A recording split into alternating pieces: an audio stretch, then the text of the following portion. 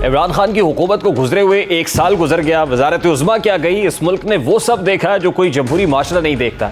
Cipher को लेकर जो तमाशा लगाया गया, उससे बैनुल-अक़वामी सतह पर पाकिस्तान की खारजा पॉलिसी बदनाम हुई, दुनिया का एतमाद उठा और अंदरूनी तौर पर जलाओ घेराव की सियासत को हवा मिली।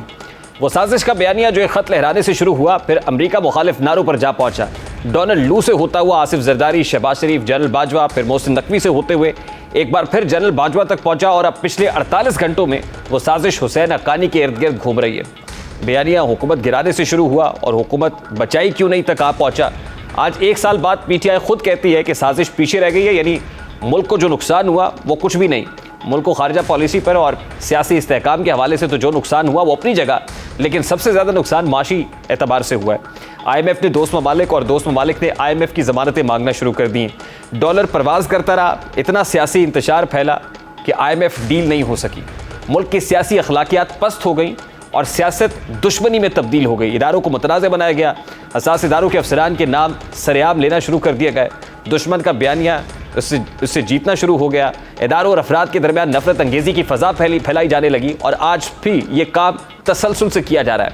अदालती बहरान ने सर उठा लिया, जजेस के फैसलों से मायूसी की फ़ज़ा फैली।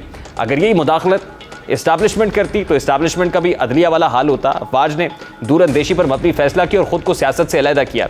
कोई भी इदारा आज अपनी साख्त मुतासर करके सियासी मकसद हासिल नहीं कर सकता। हल सिर्फ यही है कि सियासी जमातें खुद अपने फैसले करें और सियासी इत्तफाक़ राय पैदा करें। आज आईन पाकिस्तान की गोल्डन जुबली बनाई जा रही है।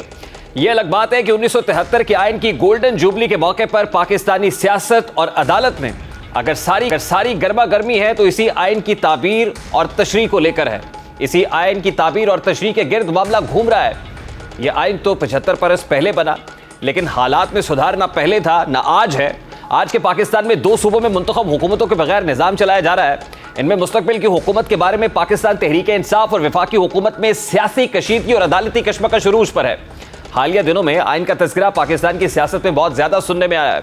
गुज़श्ता बरस 10 अप्रैल को इमरान खान की वज़ारत उज़्मा के मनसब से रुखसती हो या 2 सूबों में इंतखाबात का हालिया मामला, जब भी सियासी कशमकश, बुनियादी हुकूक या इदारों के दरमियान इख्तियारात का शोर उठा तो बिलउमूम बात इसी बात पर ख़त्म हुई कि आइन इस बारे में क्या कहता है।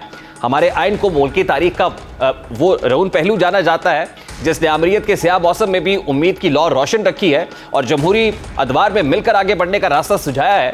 आज इसी आइन की 75 साला तकरीबात मनाने के लिए पार्लियामान में गोल्डन जुबली इजलास बुलाया गया। इस इजलास में तो इमरान खान समेत तमाम सियासी जमातों को मदऊ किया गया। आज के इजलास में एक मेहमान पर सबकी तवज्जो रही।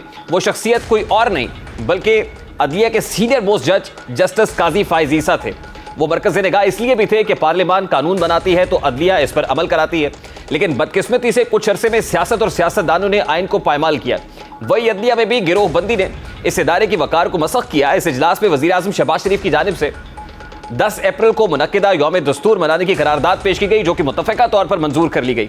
करारदाद में 10 अप्रैल को यौम दस्तूर मनाने का ऐलान किया गया है। यौम दस्तूर हर साल मुल्क भर में मनाया जाएगा।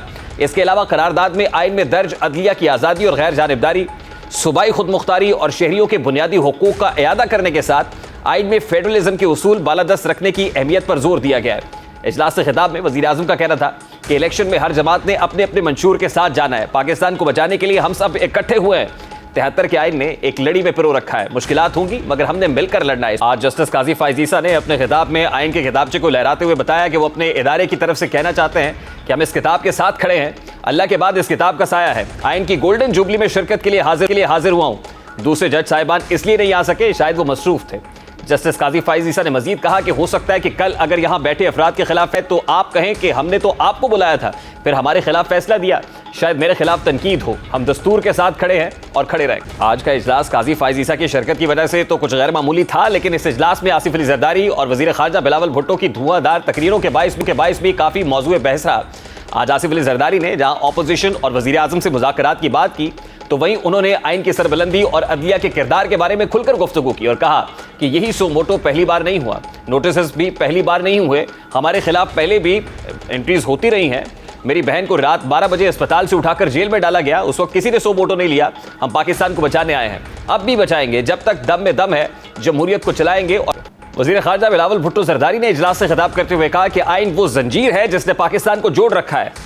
10 अप्रैल पाकिस्तान के आइन के सफ़र का दिन है उनका कहना था कि हम समझे थे कि अदम एतमाद हो गया, हम कामयाब हो गए, साजिश खत्म, लेकिन हम गलत थे। साजिश आज तक चल रही है, हम सबको मिलकर साजिश को नाकाम बनाना है। अगर सुप्रीम कोर्ट में वन मैन शो चलेगा तो पार्लियामान बहरान को नहीं संभाल सकेगी। जो साजिश में शरीक थे वो आज भी आला अदलिया में मौजूद